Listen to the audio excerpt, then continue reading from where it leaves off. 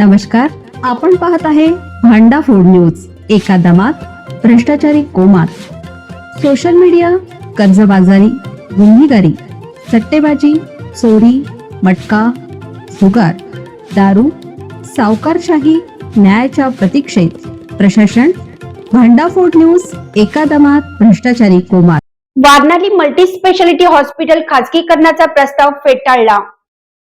वारणाली येथील मदनभाऊ Patil multi speciality hospital खाजगी संस्थांच्या घशात घालण्याचा प्रशासनाचा डाव सोमवारी अखेर महासभेत सर्वपक्षीय नगरसेवकांनी एकत्र येत उधळून लावला। नफा तोट्याचा हिशोब मांडणाऱ्या प्रशासनाला सदस्यांनी चांगलेच धारेवर धरलं। लोकांच्या जीवापेक्षा पैसा महत्त्वाचा आहे का, असा थेट सवाल सदस्यांनी केला। जोरदार विरोधानंतर हे हॉस्पिटल कोणत्याही स्थितीत खाजगी तत्वावर न चालवता महापालिकेकडूनच चालवण्याचा अंतिम निर्णय महापौर धीरज सूर्यवंशी यांनी जाहीर केला। हे हॉस्पिटल कशा पद्धतीने चालवायचं यासाठी समिती स्थापन करण्याचा निर्णय यावेळी घेण्यात आला आहे।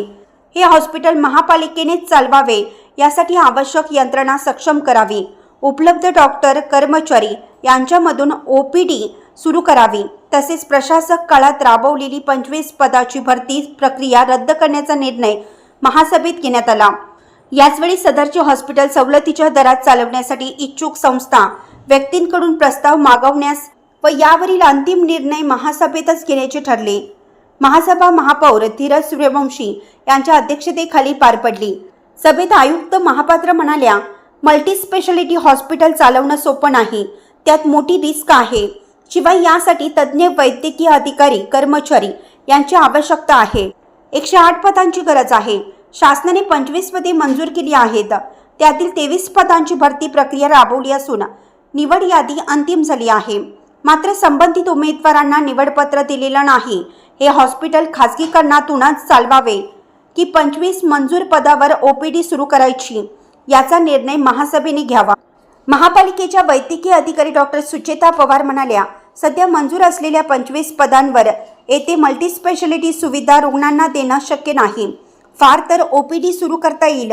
मल्टी स्पेशालिटी हॉस्पिटल चालवल्यास उर्वरित 87 पदे मंजूर होणं आवश्यक आहे। या पदांचे वेतन शासनच देणार आहे। मात्र महापालिकेच्या वतीनं हॉस्पिटल चालवल्यास पालिकेला हा खर्च करावा लागेल। शिवाय शासनाकडून पदे मंजूर करण्यास किती कालावधी लागेल सांगता येत नाही।